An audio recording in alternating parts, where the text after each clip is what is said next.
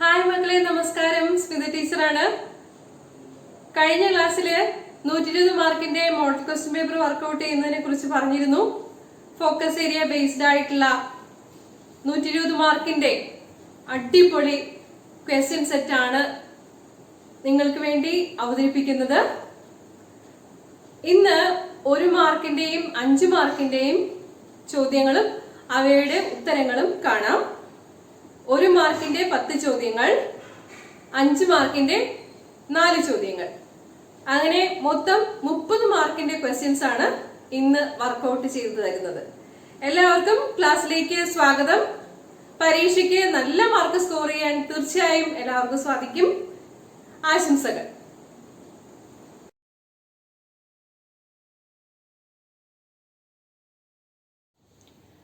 1 mark questions ആണ് ആദ്യം discuss ചെയ്യുന്നത്.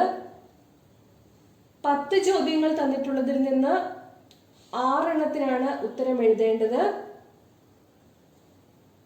6 × 1 = 6 മാർക്സ്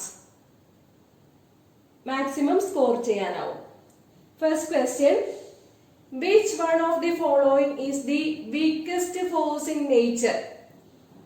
ഓപ്ഷൻസ് ആയിട്ട് തന്നിട്ടുള്ളത് 4 ഫണ്ടമെന്റൽ ഫോഴ്സസ് ഇൻ നേച്ചർ ആണ്. Strong nuclear force, weak nuclear force, electromagnetic force, gravitational force.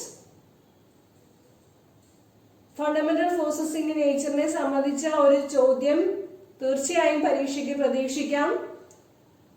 Weakest force in nature എന്ന് പറയുന്നത് ഗ്രാവിറ്റേഷണൽ ഫോഴ്സ് ആണ്.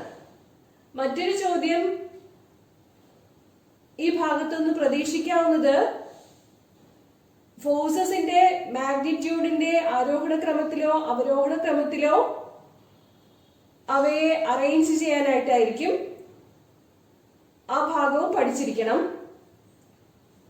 Weakest force in nature is gravitational force. Second question, study of light and its properties is termed as dash. ലൈറ്റിനെ കുറിച്ച് പഠിക്കുന്ന ഫിസിക്സിലെ ശാഖയാണ് optics. So the answer is optics. OPTICS. മൂന്നാമത്തെ ചോദ്യം, find the odd one from the following. 4 options തന്നിട്ടുണ്ട്. Length, temperature, electric current, electric charge. 7 fundamental quantities ആണുള്ളത്. അവയിൽ വരുന്നതാണ് ലെങ്തും ടെമ്പറേച്ചറും ഇലക്ട്രിക് കറന്റും. ഫണ്ടമെന്റൽ ഫിസിക്കൽ ക്വാണ്ടിറ്റീസിൽ വരുന്നതാണ് ലെങ്തും ടെമ്പറേച്ചറും ഇലക്ട്രിക് കറന്റും. പക്ഷേ ഇലക്ട്രിക് ചാർജ് എന്ന് പറയുന്നത് ഒരു ഫണ്ടമെന്റൽ ക്വാണ്ടിറ്റി അല്ല. So the odd one from the following is electric charge. Q = IT എന്നതാണ് ഇക്വേഷൻ. യൂണിറ്റ് ടൈമിലെ കറന്റ് ഫ്ലോ പറയുന്നതിനെയാണ് ഇലക്ട്രിക് ചാർജ് എന്നതുകൊണ്ട് ഉദ്ദേശിക്കുന്നത്. Here the odd one from the following is electric charge. നാലാമത്തെ ചോദ്യം, for dash motion average velocity and instantaneous velocity are equal. Uniform മോഷനും non uniform മോഷനും ഒക്കെ പഠിച്ചിട്ടുണ്ട്. യൂണിഫോം മോഷന്റെ കേസിലാണ് ആവറേജ് വെലോസിറ്റിയും ഇൻസ്റ്റന്റേനിയസ് വെലോസിറ്റിയും ഈക്വൽ ആയിട്ട് വരുന്നത്. അഞ്ചാമത്തെ ചോദ്യം, pick out the vector quantity from the following. 4 options തന്നിട്ടുള്ളത് സ്പീഡ്, മാസ്, മൊമെന്റം, പ്രഷർ ഇവയാണ്. മാഗ്നിറ്റ്യൂഡും ഡിറക്ഷനും പറയേണ്ട ക്വാണ്ടിറ്റീസിനെയാണ് വെക്റ്റർ ക്വാണ്ടിറ്റി എന്ന് പറയുന്നത്. സ്പീഡ് ഡിറക്ഷൻ പറയേണ്ടതല്ല, മാസ് ഡിറക്ഷൻ പറയേണ്ടതല്ല, പ്രഷറും ഡിറക്ഷൻ പറയേണ്ടതല്ല. മൊമെന്റം എന്നാൽ മാസ് ഇൻറ്റു വെലോസിറ്റി ആണ് ഫിസിക്കൽ ക്വാണ്ടിറ്റി. വെലോസിറ്റി ഒരു വെക്ടർ ക്വാണ്ടിറ്റി ആണ്. അതുകൊണ്ട് തന്നെ product of mass and its velocity, ഒരു വസ്തുവിന്റെ മാസും അത് മൂവ് ചെയ്യുന്ന വെലോസിറ്റിയും പറയുമ്പോഴുള്ള മൊമെന്റം ഒരു വെക്റ്റർ ക്വാണ്ടിറ്റി ആണ്. So the vector quantity from the following is momentum. Speed, mass, pressure ഇവയെല്ലാം സ്കെയിലർ ക്വാണ്ടിറ്റീസ് ആണ്. ആറാമത്തെ ചോദ്യം, static friction is always greater than kinetic friction. True or false എന്ന് എഴുതാനാണ്. Static friction is always greater than kinetic friction. പെട്ടെന്ന് കേൾക്കുമ്പോൾ ഇത് true ആയിട്ടുള്ള ഒരു സ്റ്റേറ്റ്മെന്റ് ആണെന്ന് തോന്നും. പക്ഷേ സ്റ്റാറ്റിക് ഫ്രിക്ഷൻ എല്ലായ്പ്പോഴും കൈനറ്റിക് ഫ്രിക്ഷനേക്കാൾ കൂടുതലാവണമെന്നില്ല. This is a false statement.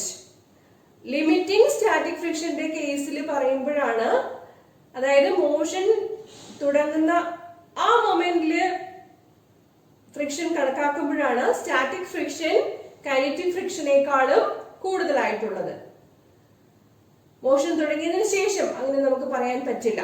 So the statement is false. Static friction is always greater than kinetic friction എന്ന് എല്ലായ്പ്പോഴും പറയാൻ പറ്റില്ല. So the statement is false.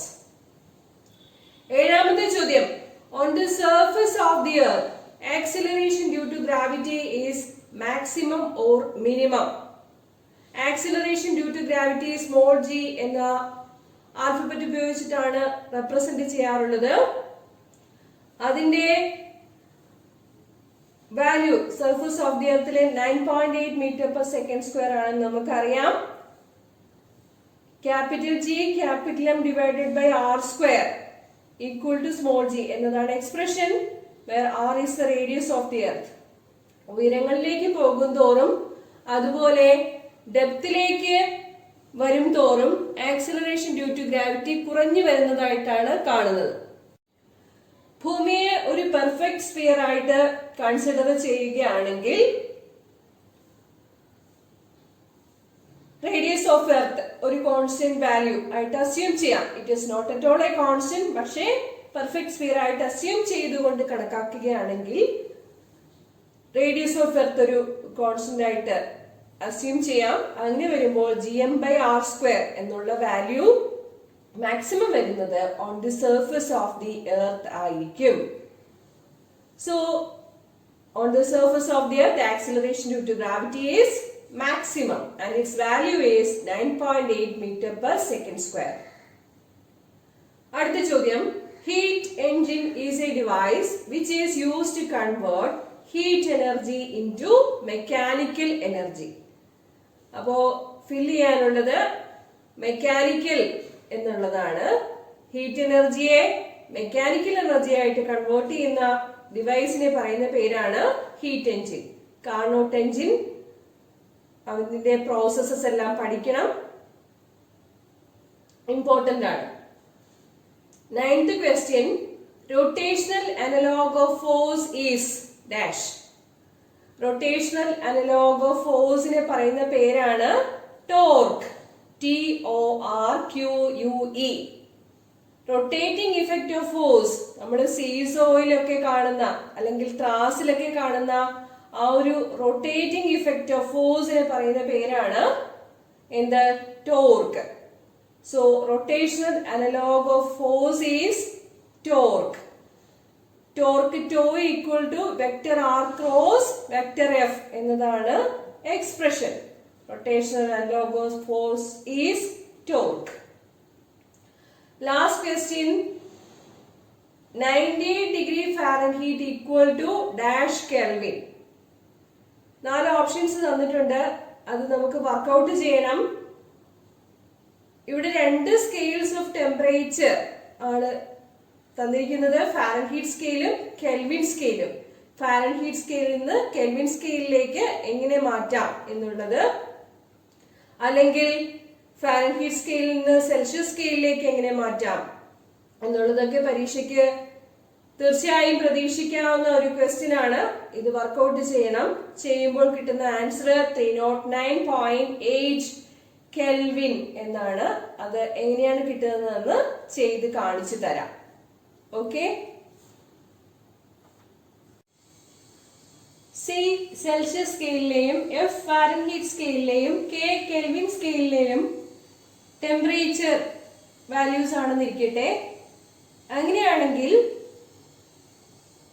C/100 equal to F-32 divided by 180 എന്നതാണ് Celsius സ്കെയിലിനെയും Fahrenheit സ്കെയിലിനെയും ബന്ധിപ്പിക്കുന്ന equation.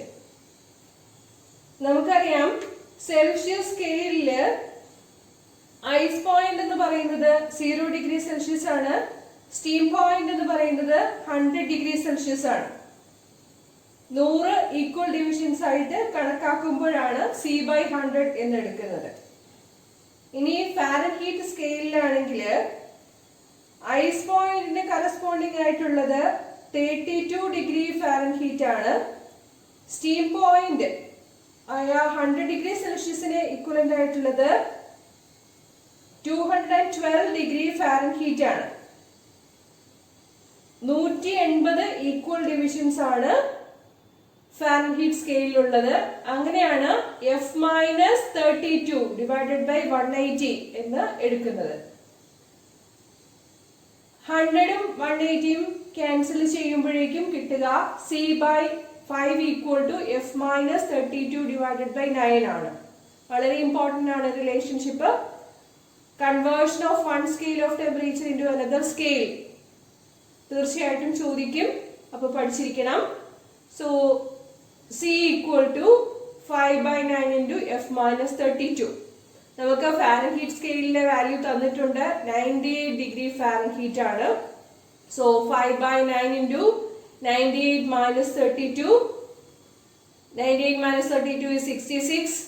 5/9 into 66 എന്ന് പറഞ്ഞു കഴിഞ്ഞാൽ 36.67 ആണ്.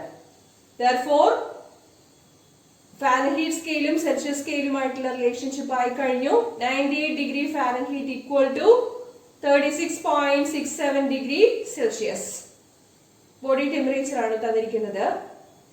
ഇനി നമുക്ക് കെൽവിൻ സ്കെയിലിലേക്ക് കൺവേർട്ട് ചെയ്യണം. കെൽവിൻ സ്കെയിലും സെൽഷ്യസ് സ്കെയിലും തമ്മിലുള്ള റിലേഷൻഷിപ്പ് ബോർഡിൽ കൊടുത്തിട്ടുണ്ട്. K equal to 273.15 plus C. അതെങ്ങനെയാണ് കിട്ടുന്നത്? ഐസ് പോയിന്റിന് കറസ്പോണ്ടിങ് ആയിട്ടുള്ള വാല്യൂ എന്ന് പറയുന്നത് 273.15 കെൽവിൻ ആണ്. സ്റ്റീം പോയിന്റിന് കറസ്പോണ്ടിങ് ആയിട്ടുള്ള വാല്യൂ എന്ന് പറയുന്നത് 373.15 കെൽവിൻ ആണ്. അവിടെയും 100 ഈക്വൽ ഡിവിഷൻസ് ആണ് ഉള്ളത്. അപ്പോൾ കെൽവിൻ സ്കെയിലും സെൽഷ്യസ് സ്കെയിലും കൂടി കൺവേർട്ട് ചെയ്യുമ്പോൾ K equal to 273.15 plus C. അപ്പോൾ നമുക്ക് കെൽവിൻ സ്കെയിലിലെ വാല്യൂ ചെയ്യാൻ പറ്റും. സെൽഷ്യസ് സ്കെയിലിലുള്ള ടെമ്പറേച്ചർ കിട്ടിയത് കൊണ്ട് that is 273.15 plus 36.67 equal to 309.8. So നമുക്ക് ആവശ്യപ്പെട്ടിരിക്കുന്ന വാല്യൂ കിട്ടിക്കഴിഞ്ഞു. 4 ഓപ്ഷൻസിൽ കറക്റ്റ് ആയിട്ടുള്ളത് 309.8 കെൽവിൻ എന്നാണ്. 98 degree Fahrenheit equal to 309.8 Kelvin. മനസ്സിലായി എന്ന് വിചാരിക്കുന്നു. 5 മാർക്കിന്റെ ക്വസ്റ്റ്യൻസ് ആണ് ഇനി ഡിസ്കസ് ചെയ്യുന്നത്. 5 മാർക്കിന്റെ 4 ക്വസ്റ്റ്യൻസ് ഉണ്ടാവും. അവയിൽ നിന്നും ഏതെങ്കിലും 2 എണ്ണത്തിനാണ് ഉത്തരം എഴുതാനുള്ളത്.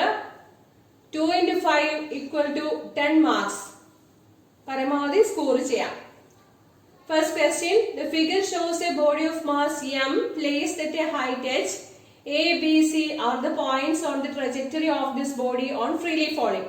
ഇവിടെ പറഞ്ഞിരിക്കുന്നത് h ഹൈറ്റില് m മാസ് ഉള്ള ഒരു ബോഡി A എന്ന പോയിന്റിലാണെന്നാണ്. അത് ഫ്രീലി ഫോളിംഗ് ആവുമ്പോ ഉള്ള 2 പോയിന്റ്സ് ആണ് ബി സി. മൊത്തമുള്ള 3 പോയിന്റ്സ് എ ബി സി. ഇപ്പോ എ എന്ന പോയിന്റില് h ഹൈറ്റിലായതുകൊണ്ട് അതിനുണ്ടാവുന്ന എനർജി കംപ്ലീറ്റ്ലി പൊട്ടൻഷ്യൽ എനർജി ആയിരിക്കും. പൊസിഷൻ കാരണമുള്ള എനർജി പൊട്ടൻഷ്യൽ എനർജി ആണ്. അത് താഴേക്ക് വീഴുന്നു. സി എന്ന പോയിന്റില് താഴെ പതിച്ചു കഴിയുമ്പോ എനർജി കംപ്ലീറ്റ്ലി കൈനറ്റിക് എന്ന് പറയാൻ പറ്റും. ജസ്റ്റ് ഗ്രൗണ്ടിനെ ടച്ച് ചെയ്യുന്ന പോയിന്റ് സി എന്ന പോയിന്റില് എനർജി കംപ്ലീറ്റ്ലി കൈനറ്റിക് ആണ്. ഇവിടെ നമ്മളോട് ചോദിച്ചിരിക്കുന്നത് which type of energy is possessed by the body at the point A. പറഞ്ഞു കഴിഞ്ഞു. എ എന്ന പോയിന്റില് h ഹൈറ്റിലായതുകൊണ്ട് energy possessed by the body is completely potential. Okay. B part. Prove that the total mechanical energy is conserved at points A, B and C. Law of conservation of mechanical energy. ഈ diagram വെച്ചിട്ട് explain ചെയ്യാൻ വളരെ important ആണ്. ഇത് ഞാൻ നേരത്തെ വീഡിയോയിൽ ചെയ്ത് തന്നിട്ടുണ്ട്. Law of conservation of mechanical energy. Energy can neither be created nor be destroyed but could be transferred from one form to another form. A, B, C ഈ 3 പോയിന്റ്സിലെയും ടോട്ടൽ മെക്കാനിക്കൽ എനർജി mgh ആണെന്ന് തന്നെ prove ചെയ്യുന്ന ഒരു derivation. അത് 30 മാർക്കിന്റെ 6 പാഠങ്ങൾ എന്ന video ക്ലാസ്സിലുണ്ട്. അത് റെഫർ ചെയ്യുക. ഇപ്പോ ഇവിടെ ഞാനത് പറയുന്നില്ല. ഓക്കെ, തീർച്ചയായിട്ടും അത് പഠിക്കണം, ഇമ്പോർട്ടൻ്റ് ആണ്. ഇനി law of conservation of mechanical energy ആസ്പദമാക്കിയുള്ള ഒരു പ്രോബ്ലം ആണ് സി പാർട്ടിൽ തന്നിരിക്കുന്നത്. A body of mass 5 kilogram is thrown vertically up with a kinetic energy of 490 joule. Find the height at which the kinetic energy of the body becomes half of the original value. അപ്പം kinetic energy 490 ജൂളിന്റെ പകുതി ആകുന്ന height എത്രയായിരിക്കും എന്നാണ് ചോദ്യം. അപ്പം ഒരു വസ്തു h ഉയരത്തിൽ നിന്ന് താഴേക്ക് പതിക്കുകയാണെങ്കിൽ ഇൻ ബിറ്റ്വീൻ ഉള്ള ഒരു പോയിന്റില് എനർജി പാർട്ട്ലി കൈനറ്റിക് ആയിരിക്കും, പാർട്ട്ലി പൊട്ടൻഷ്യൽ ആയിരിക്കും.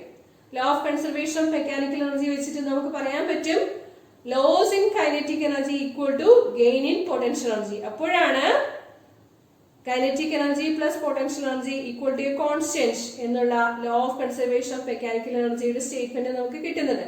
അപ്പോൾ loss in kinetic energy equal to gain in potential energy. നമ്മളോട് പറഞ്ഞിരിക്കുന്നത് കൈനറ്റിക് എനർജി പകുതിയാകുന്ന കാര്യമാണ്. ടോട്ടൽ എനർജി തന്നിരിക്കുന്ന വാല്യൂ, ടോട്ടൽ കൈനറ്റിക് എനർജി തന്നിരിക്കുന്നത് 490 ജൂൾ ആണ്. അപ്പം അതിന്റെ പകുതി ആവുക എന്ന് പറയുമ്പോൾ നമുക്ക് gain in potential energy equal to 490 minus 490/2. That is loss in kinetic energy equal to kinetic energy initial minus kinetic energy final. Initial kinetic energy 490 joule ആണെന്ന് പറഞ്ഞിട്ടുണ്ട്. Final kinetic energy initial kinetic എനർജിയുടെ പകുതിയാണെന്ന് പറഞ്ഞിട്ടുണ്ട്. So 490/2. അങ്ങനെ വരുമ്പോൾ loss in kinetic energy equal to 245 joule എന്ന് കിട്ടും. ഇതായിരിക്കും gain in potential energy. B എന്ന പോയിന്റിലെ ഗെയിൻ ഇൻ പൊട്ടൻഷ്യൽ എനർജി എത്രയായിരിക്കും? 245 ജൂൾ ആയിരിക്കും. പൊട്ടൻഷ്യൽ എനർജിയുടെ എക്സ്പ്രഷൻ നമുക്കറിയാം. h ഉയരത്തിലാണ് m മാസ് ഉള്ള വസ്തുവെങ്കിൽ അതിന്റെ പൊട്ടൻഷ്യൽ എനർജി mgh ആണ്. അതാണ് 245 എന്ന് നമുക്കിപ്പോ കിട്ടിയത്. Therefore h equal to 245 divided by mg. ഈ ഇക്വേഷനിൽ നിന്ന് എഴുതാൻ പറ്റും. മാസ് 5 കിലോഗ്രാം ആണ്. Acceleration due to gravity g 9.8 ആണ്. സോ ഇത് വർക്ക്ഔട്ട് ചെയ്യുമ്പോൾ കിട്ടുന്നത് 5 മീറ്റർ ആണ്. So at A height 5 meter from the ground, we can see that the kinetic energy of the body becomes half of the original value 490 joule. If a body of mass 5 kilogram is thrown vertically up with a kinetic energy of 490 joule. ഈ problem പല പ്രാവശ്യവും repeat ചെയ്ത് ചോദിച്ചിട്ടുള്ളതാണ്. Problems workout ചെയ്ത് തരുന്നതെല്ലാം മുൻ വർഷങ്ങളിൽ public എക്സാമിന് ചോദിച്ചിട്ടുള്ളതാണ്. ഈ പ്രാവശ്യം ഫോക്കസ് ഏരിയ ടോപ്പിക്കിൽ ഇത് ഉൾപ്പെടുത്തിയിട്ടുമുണ്ട്. അതുകൊണ്ട് തന്നെ തീർച്ചയായിട്ടും ഈ ക്വസ്റ്റ്യൻസ് എല്ലാം വർക്ക്ഔട്ട് ചെയ്ത് പഠിക്കണം. അടുത്ത 5 മാർക്കിന്റെ ചോദ്യത്തിലേക്ക് കടക്കുന്നു. പ്രൊജക്ടൈൽ മോഷനിൽ നിന്നാണ്. When a body is projected into air with an initial velocity making an angle with the horizontal, it is executing projectile motion. അപ്പോൾ പ്രൊജക്ടൈൽ മോഷൻ എന്താണ് എന്നാണ് പറഞ്ഞിരിക്കുന്നത്. അതായത് ഒരു വസ്തു പ്രൊജക്റ്റ് ചെയ്യുകയാണ് with an angle theta with the horizontal. അപ്പോൾ അത് പ്രൊജക്റ്റ് ചെയ്തു പോകുമ്പോഴുള്ള പാത്തിനെ പറയുന്ന പേര് പരാബോള എന്നാണ്. ഈ ഷേപ്പിന് പറയുന്ന പേര് പാരബോളിക് ട്രജക്ടറി എന്നാണ് ഇവിടെ നിന്നാണ് പ്രൊജക്ട് ചെയ്യുന്നത്, ഇവിടെയാണ് വന്ന് വീഴുന്നത്. ഇത്രയുമാണ് ഹൊറിസോണ്ടൽ ഡിസ്റ്റൻസ് വസ്തു അപ്പോൾ കവർ ചെയ്യുക. അതിനെ പറയുന്ന പേരാണ് റേഞ്ച്, ക്യാപിറ്റൽ ആർ. ഈ പോയിന്റിലാണ് വസ്തു മാക്സിമം ഹൈറ്റിലെത്തുക. അതാണ് ക്യാപിറ്റൽ എച്ച് കൊണ്ട് സൂചിപ്പിച്ചിരിക്കുന്നത്. നമ്മളോട് ചോദിച്ചിരിക്കുന്നത് what are the horizontal and vertical components of velocity. ഒരു മാർക്കിന്റെ ചോദ്യമാണ്. ഹൊറിസോണ്ടൽ കമ്പോണന്റ് ഓഫ് വെലോസിറ്റി എന്ന് പറഞ്ഞു കഴിഞ്ഞാൽ യു കോസ് തീറ്റയാണ്. യു എന്നത് initial velocity of projection. So horizontal component of velocity is u cos theta and vertical component of velocity is u sin theta. Maximum height le horizontal component of velocity u cos theta മാത്രമേ ഉണ്ടാവുകയുള്ളൂ. Vertical component of velocity equal to 0 ആയിരിക്കും. Okay. ഇനി B പാർട്ടിൽ പറഞ്ഞിരിക്കുന്നത് with a diagram derive expressions for the maximum height and time of flight. 2 മാർക്കിന്റെ വീതമുള്ള 2 ചോദ്യങ്ങളാണ്. Projectile motion വളരെ ഇമ്പോർട്ടന്റ് ആണ്. മുമ്പ് സൂചിപ്പിച്ച 30 മാർക്കിന്റെ 6 പാഠങ്ങൾ എന്ന വീഡിയോയിൽ ഇത് വർക്ക്ഔട്ട് ചെയ്തിട്ടുണ്ട്. ആവശ്യപ്പെട്ടിരിക്കുന്ന മാക്സിമം ഹൈറ്റ് എച്ചിന്റെ expression U square sine square theta divide by 2g. അതുപോലെ time of flight T equal to U sine theta by G. പിന്നെ range, horizontal range R equal to U square sine 2 theta by G. ഈ 3 ഡെറിവേഷൻസും അവിടെ workout ചെയ്തിട്ടുണ്ട്. അതുകൊണ്ട് ഇവിടെ ഇപ്പൊ ഞാനത് explain ചെയ്യുന്നില്ല. എല്ലാവരും ആ വീഡിയോ കാണണം. വളരെ ഇമ്പോർട്ടന്റ് ആയിട്ടുള്ള ഡെറിവേഷൻസ് ആണ്. ഓക്കെ. 4 മാർക്കിന് തീർച്ചയായിട്ടും ക്വസ്റ്റ്യൻ ഉണ്ടാവും. 3 ഡെറിവേഷൻസിൽ ഏതെങ്കിലും 2 എണ്ണം ഉറപ്പായിട്ടും ചോദിക്കും. 3ഉം പഠിക്കണം. ഓക്കെ. പിന്നെ ഒരു ക്വസ്റ്റ്യൻ ചോദിക്കുന്നത് റേഞ്ച് മാക്സിമം ആകുന്നത് സമയത്തുള്ള തീറ്റയുടെ വാല്യൂ എത്രയായിരിക്കും എന്നാണ്. തീറ്റ ഈക്വൽ ടു 45 ഡിഗ്രി ആവുമ്പോഴാണ് റേഞ്ച് മാക്സിമം ആകുന്നത്. അപ്പോൾ നമ്മുടെ എക്സ്പ്രഷൻ വരിക R equal to U square by G എന്നായിരിക്കും. അത് എക്സാമിന് ചോദിക്കാറുണ്ട്. ഇമ്പോർട്ടന്റ് ആണ്. അത് പഠിച്ചോണം. പ്രോബ്ലംസ് ഈ ഭാഗത്തുനിന്ന് വരാറുണ്ട്. പ്രോബ്ലംസും നേരത്തെ തന്നിരിക്കുന്ന വീഡിയോ ക്ലാസ്സിൽ വർക്ക്ഔട്ട് ചെയ്തിട്ടുണ്ട്. അതൊന്ന് റെഫർ ചെയ്യണം. ഓക്കെ.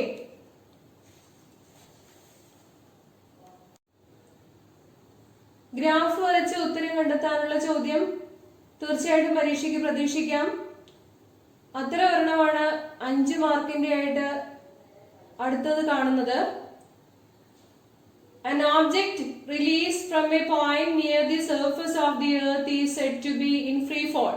എന്താണ് ഫ്രീ ഫോൾ എന്നതിന്റെ ഡെഫിനിഷൻ ആണ് തന്നിരിക്കുന്നത്. An object released from a point near the surface of the earth.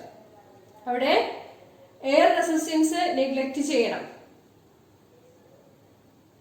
ഇനി 1 മാർക്കിന്റെ ചോദ്യം free fall is an example of dash accelerated motion. Free fall എന്ന് പറയുന്നത് യൂണിഫോംലി ആക്സിലറേറ്റഡ് മോഷന്റെ എക്സാമ്പിൾ ആണ്.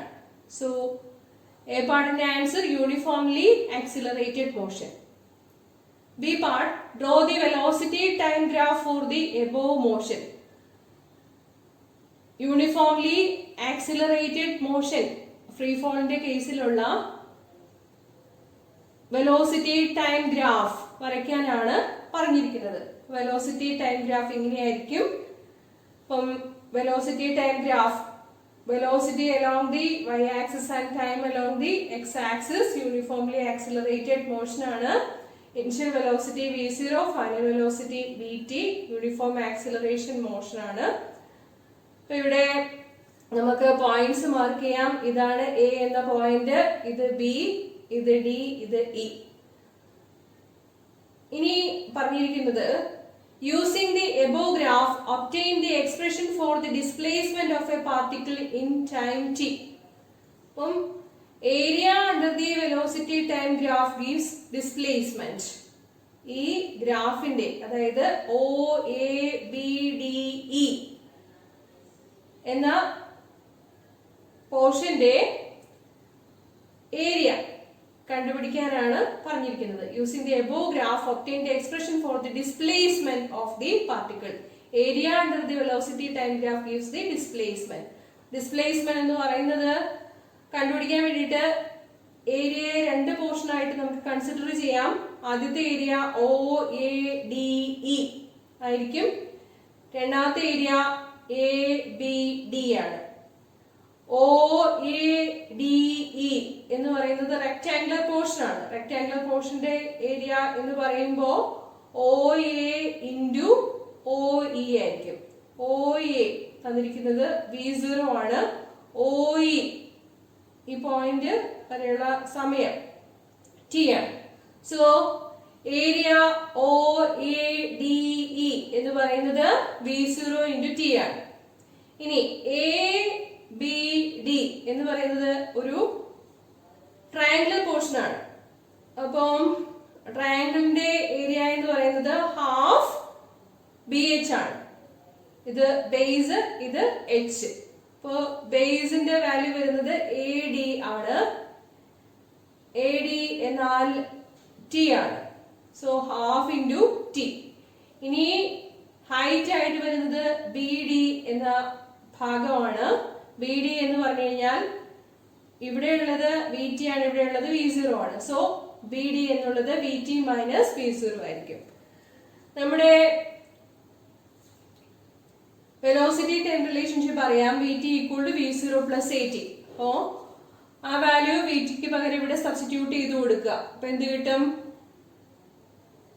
മൊത്തത്തില് S is equal to V0T plus half T into VTക്ക് പകരം V0 പ്ലസ് AT കൊടുക്കണം മൈനസ് V0. ഓക്കെ, ഇവിടെ BD എന്ന് പറയുന്ന വാല്യൂ ആണ് VT മൈനസ് V0 വരുന്നത്. AD എന്ന് പറയുന്നത് T ആണ്. So half AD into BD is half T into V0 plus AT. VTക്ക് പകരം കൊടുത്തു മൈനസ് V0. V0 ക്യാൻസൽ ആയി പോയിട്ട് പിന്നെ കിട്ടുന്നത് ഏതാണ്? AT ആണ്. So S is equal to V0T plus half T into AT. That is S is equal to V0T plus half AT square. Okay, ഇത് position time relationship ആണ്. Uniformly accelerated മോഷനിലെ position time relationship അതിന്റെ graphical method ഉപയോഗിച്ചിട്ടുള്ള derivation ആണ് ഇവിടെ നമ്മൾ workout ചെയ്തത്. വളരെ വളരെ ഇമ്പോർട്ടന്റ് ആണ്. ഇത് ചെയ്ത് പഠിക്കണം, പരീക്ഷയ്ക്ക് ചോദിക്കാൻ സാധ്യതയുണ്ട്. Kinematic equations four uniformly accelerated motion 30 മാർക്കിന്റെ 6 പാഠങ്ങൾ എന്നുള്ള വീഡിയോയിൽ വർക്ക്ഔട്ട് ചെയ്തിട്ടുണ്ട്. എല്ലാവരും അത് തീർച്ചയായിട്ടും ചെയ്ത് പഠിക്കണം. ഇവിടെ പൊസിഷൻ ടൈം റിലേഷൻഷിപ്പിന്റെ ഗ്രാഫിക്കൽ മെത്തേഡിലുള്ള ഡെറിവേഷൻ ആണ് കണ്ടത്. ഓക്കെ, 5 മാർക്കിന്റെ 4ാമത്തെ ക്വസ്റ്റ്യനിലേക്ക് കടക്കുന്നു. നോക്കിക്കോളൂ. The schematic diagram for the circular motion of a car on a banked road is shown in the figure. Figure കാണിച്ചിട്ടുണ്ട്.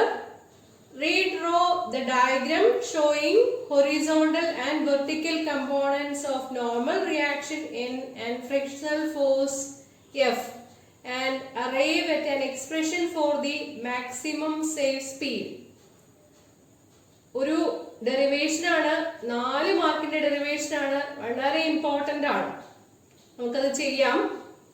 ബി പാർട്ട് നോക്കിക്കോളൂ. Optimal speed of a car on a circular level road is given by. 4 options തന്നിട്ടുണ്ട്. Circular level റോഡിലെ maximum safe സ്പീഡിന്റെ expression square root of mu rg എന്നതാണ്. Where mu is the coefficient of friction, r is the radius of the circular road and g is the acceleration due to gravity. ഈ 2 ക്വസ്റ്റ്യൻസും വളരെ important ആണ്. Loss of motion എന്ന ചാപ്റ്ററിൽ നിന്നുള്ളതാണ്. 8 മാർക്കിന്റെ ചോദ്യങ്ങൾ ലോസ് ഓഫ് മോഷനിൽ നിന്ന് പ്രതീക്ഷിക്കാം. 120-ലാകുമ്പോൾ 16 മാർക്കിന്റെ ചോദ്യങ്ങൾ ഉണ്ടാവും. അപ്പോ ബാങ്കിങ് ഓഫ് റോഡ്സ്, അതുപോലെ സർക്കുലർ ലെവൽ റോഡിലെ കേസ് രണ്ടും ഇമ്പോർട്ടന്റ് ആയിട്ട് പഠിക്കേണ്ടതാണ്. ഡെറിവേഷൻ നമുക്ക് കാണാം. സി പാർട്ടിന്റെ ആൻസർ ആണ് പറയുന്നത്. Motion of a car on A level road, circular level road, expression for the optimum speed of a car on a circular level road. Circular level road ൽ കൂടി പോയിക്കൊണ്ടിരിക്കുമ്പോൾ act ചെയ്യുന്ന forces ഏതൊക്കെയാണ്? Weight mg acting vertically downwards, normal reaction vertically upwards. അപ്പം circular മോഷനിൽ കൂടി പോകാനുള്ള centripetal force provide ചെയ്യുന്നത് ഫ്രിക്ഷണൽ ഫോഴ്സ് ആണ്. അപ്പം സേഫ് സ്പീഡ് ആയിരിക്കണമെന്നുണ്ടെങ്കിൽ സെൻട്രിപെറ്റൽ ഫോഴ്സ് ഫ്രിക്ഷണൽ ഫോഴ്സിനേക്കാളും കുറവായിരിക്കണം. അതല്ലെങ്കിൽ കാറ് സർക്കുലർ പാത്തിന് പുറത്തേക്ക് സ്ലിപ്പ് ചെയ്ത് പോകാനുള്ള സാധ്യതയുണ്ട്. അങ്ങനെ വരുമ്പോ mv²/r is less than or equal to frictional force. Frictional force എന്ന് പറയുന്നത് നോർമൽ റിയാക്ഷൻ പ്രൊപ്പോർഷണൽ ആണ്. F equal to mu into n, where mu is called the coefficient of friction, and normal reaction എന്ന് പറയുന്നത് നമ്മുടെ mgക്ക് equal ആയിരിക്കും. അപ്പോൾ നമ്മുടെ mu into n പകരം u into mg എന്ന് കൊടുക്കാം. m ക്യാൻസൽ ആയി പോയി കഴിഞ്ഞാൽ പിന്നെ കിട്ടുന്നത് v² less than or equal to mu rg. അപ്പം മാക്സിമം സ്പീഡ് എന്ന് പറയുന്നത് v equal to root of mu rg ആയിരിക്കും. അതാണ് നമ്മുടെ സി പാർട്ടായിട്ട് പറഞ്ഞിരിക്കുന്നത്. Expression for the optimum speed of a car on a circular level road. ലെവലായിട്ടുള്ള കാറുടെ റോഡിൽ കൂടി വാഹനം പോവുകയാണെന്ന് ഇരിക്കട്ടെ, അതിന് പുറത്തേക്ക് സ്ലിപ്പ് ചെയ്യാനുള്ള ഒരു പ്രവണത ഉണ്ടായിരിക്കും. ഈ സ്ലിപ്പിനെ പ്രിവെന്റ് ചെയ്യുന്ന ഫോഴ്സ് ആയിട്ടാണ് നമ്മുടെ ഫ്രിക്ഷണൽ ഫോഴ്സ് ആക്ട് ചെയ്യുന്നത്. പക്ഷേ ഈ ഓപ്പോസിംഗ് ഫോഴ്സ് വാഹനത്തിന്റെ തേയ്മാനത്തിന് കാരണമാക്കും. അത് ഒഴിവാക്കാൻ വേണ്ടിയിട്ട് വളവുള്ള റോഡിന്റെ ഔട്ടർ എഡ്ജ് ഉയർത്തി നിർമ്മിക്കുന്നതിനെയാണ് ബാങ്കിങ് ഓഫ് റോഡ്സ് എന്ന് പറയുന്നത്. The angle made by the surface of the road with the horizontal is called the angle of banking theta. ഇവിടെ ആംഗിൾ ഓഫ് ബാങ്കിങ് തീറ്റ കൊടുത്തിരിക്കുന്നത് ശ്രദ്ധിക്കുക. കാറിന്റെ വെയിറ്റ് mg, അത് വെർട്ടിക്കലി ഡൗൺവേർഡ്സ് ആയിട്ടായിരിക്കും എപ്പോഴും ആക്ട് ചെയ്യുക. നമ്മുടെ ഇൻക്ലൈൻഡ് പ്ലെയിനിന് നോർമൽ ആയിട്ടാണ് റിയാക്ഷൻ n അനുഭവപ്പെടുന്നത്. അപ്പം സെൻട്രിപെറ്റൽ ആക്സിലറേഷൻ കൊടുക്കുന്നത് ഫ്രിക്ഷണൽ ഫോഴ്സ് ആണ്. നമുക്ക് റിയാക്ഷൻ എന്നിന്റെയും ഫ്രിക്ഷണൽ ഫോഴ്സ് എഫിന്റെയും കമ്പോണൻസ് ഏതെല്ലാമാണെന്ന് നോക്കാം. അതായത് എന്നും എഫും നമ്മൾ റിസോൾവ് ചെയ്യുകയാണ്. ഓക്കെ, നോക്കിക്കോളൂ. നമ്മുടെ ബാങ്കിങ് ഓഫ് റോഡ്സ് ആണ് കാണിച്ചിരിക്കുന്നത്. തീറ്റയാണ് ആംഗിൾ ഓഫ് ബാങ്കിങ്. ഇതാണ് കാറ്. ആ കാറിന്റെ വെയിറ്റ് mg താഴത്തേക്കായിരിക്കും ആക്ട് ചെയ്യുക. Normal reaction inclined plane normal ആയിട്ടായിരിക്കും ഉണ്ടാവുക. ഈ ആംഗിള് തീറ്റയാണെങ്കിൽ ഈ ആംഗിളും തീറ്റയായിരിക്കും. നോർമൽ റിയാക്ഷനെ നമുക്ക് റിസോൾവ് ചെയ്യാം. അതിന്റെ അഡ്ജസന്റ് സൈഡ് എന്ന് പറയുന്നത് n cos തീറ്റ ആയിരിക്കും. ഓപ്പോസിറ്റ് സൈഡ് എന്ന് പറയുന്നത്, ഇവിടെ വരുന്ന ഓപ്പോസിറ്റ് സൈഡ് എന്ന് പറയുന്നത് n sin തീറ്റ ആയിരിക്കും. ഓക്കെ, അപ്പോ ഫ്രിക്ഷണൽ ഫോഴ്സ് എന്ന് പറയുന്നത് സ്ലിപ്പിന് ഓപ്പോസിറ്റ് ഡിറക്ഷനിലാണ് ഉണ്ടാവുക. അപ്പൊ ഫ്രിക്ഷണൽ ഫോഴ്സ് ഇങ്ങോട്ടായിരിക്കും ആക്ട് ചെയ്യുക. സ്ലിപ്പ് ചെയ്ത് പോകാൻ സാധ്യതയുള്ളത് അങ്ങോട്ടാണ്. അപ്പോ ഫ്രിക്ഷണൽ ഫോഴ്സ് ഇങ്ങോട്ടായിരിക്കും ആക്ട് ചെയ്യുന്നത്. ഈ ഫ്രിക്ഷണൽ ഫോഴ്സ് ആണ് എന്ത് പ്രൊവൈഡ് ചെയ്യുക? Centripetal acceleration A equal to v²/r provide ചെയ്യുക. Where v is the velocity of the car and r is the radius of the path. Circular പാത്തിന്റെ റേഡിയസ് ആണ് r എന്ന് പറയുന്നത്. അപ്പൊ ഇനി നമുക്ക് ഈ ഫോഴ്സ് എഫ്, ഫ്രിക്ഷണൽ ഫോഴ്സ് എഫിനെ റിസോൾവ് ചെയ്യണം. അതിനുവേണ്ടി ഡയഗ്രാം ഒന്നും കൂടി ഭംഗിയായിട്ട് നമുക്ക് വരയ്ക്കാം. ഇവിടെ കാണിച്ചിരിക്കുന്നതെല്ലാം നോക്കുക. കാറിന്റെ ഷേപ്പ് ഒക്കെ കാണിച്ചിരിക്കുന്നത് ഒഴിവാക്കി ഡയഗ്രാം വ്യക്തമായി കാണുന്നതിന് വേണ്ടി വരച്ചിരിക്കുന്നതാണ്. കണ്ടോ, ഇതാണ് നമ്മുടെ പോയിന്റ്. ഈ പോയിന്റിൽ നിന്ന് താഴത്തേക്കായിരിക്കും വെയിറ്റ് എം ജി ആക്ട് ചെയ്യുക. ഇൻക്ലൈൻഡ് പ്ലെയിനിന് നോർമൽ ആയിട്ടായിരിക്കും വെയിറ്റിന്റെ നോർമൽ റിയാക്ഷൻ അനുഭവപ്പെടുക. ഈ angle theta, angle of banking ഈ ആംഗിൾ തീറ്റ ആണെങ്കിൽ ഈ ആംഗിൾ തീറ്റ ആയിരിക്കും.